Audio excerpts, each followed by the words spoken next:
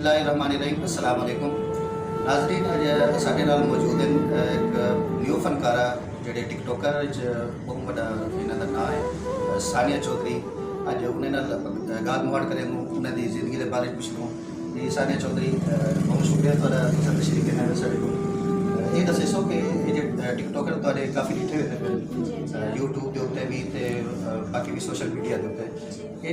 TikTok वाले पासे तुसा को किवें शौक है तुसा किवें आए हो? बस ये ना लोग देख गया से मतलब लोग मेरा नाम बनने टिकटॉक ड्रामे तो इज्जत मिलती है मतलब ना सब ना शौक पैदा थी गया टिकटॉक में आंदा ड्रामे बनाना हुन अल्लाह दा शुक्र है काफिया च काम करे दे वैसे ड्रामे जिस की ड्रामे च काम करे दे वैसे ते शायद आकाश होगा इनके चैनल पे मेहरबानी बलाल भट्टी दी जेड़ा सब कोई मकाम ते करके ना है असा इंदा शुक्रिया अदा करेनु जी आप सब शौक है इंशाल्लाह काम करेंगे रासू आज से लगवाए टिकटॉकर थोड़े मजीद बेसाथी हो सकते उन्हें तो केड़ा फनकार जो ज़्यादा पसंद है जिंदे ज़्यादा फन हो अच्छा फन हो थोड़े जो साथी है मेरे साथी हैं जड़े शायद आकाश जी अच्छा ही तो इलावा टिकटॉक का जो सिलसिला तुसा शुरू किया कितना अर्सा थे ठीक सागू तकरीबन 2 साल ठीक है 2 साल कम से कम कितने तुसा टिकटॉक बनाए उस और हेट केड़ी टिकटॉक थी किथों दी थी पहले मतलब 3-4 ऐसा अकाउंट बनाए हैं साड़ी हेट थी गए वायरल थी गए मतलब हुन बस बंद थी गए मतलब बस मतलब खाके किस तरह के काम करन पै गए से मतलब हुन दोबारा तो शुरू कर पड़े अजय सानिया चौधरी साहब ये दसो कि जेडी तो कोई बुलंदियां ते कहते गई है कि आज करोड़ा लोग तो टिकटॉक देखते पे ई केड़ी ऐसी टिकटॉक है जेडी थोड़ी हिट थी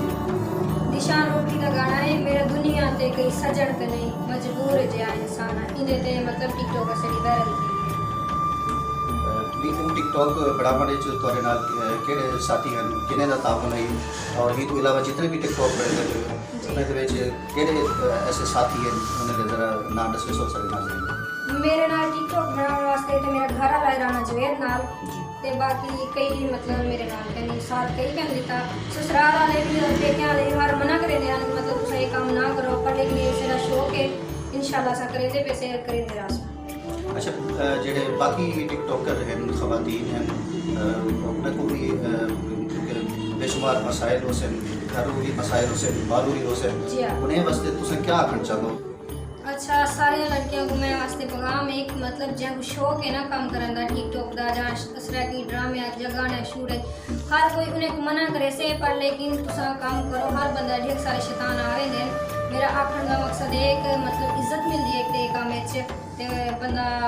अगे आ मिलते ढेर सारा ना लोग मना करे ते तुसा मना ना थोड़ा शौक है इंशाल्लाह तो आपको कामयाबी मिल सके। अच्छा सानिया चौधरी साहब ये भी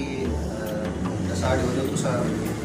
टिकटॉक तो इलावा भी कई फिल्में दे विच कई म्यूजिक प्रोग्राम दे विच यानी गाने बनाए हुए या स्टेज ड्रामे काम किया हो या कोई खाके बनाया हो वो भी सारे नाम म्यूजिक के साथ काम करेंगे वैसे शायद आकाश होगा इनके चैनल पे खाके बने दे वैसे जी नाजरीन तुसा सुनते पे आवे सानिया चौधरी मारूफ टिकटॉकर उन्होंने गाल मुहाड़ खूबसूरत गाने कीते ने और अपनी टिकटॉकर साथी खवातीन उन्हें वास्ते बहुत अच्छे पैगाम होते हैं सारा ये चैनल तुसा देखते रहो मजीद फनकारा को असा तो मिलते रहो बहुत शुक्रिया अल्लाह हाफिज़।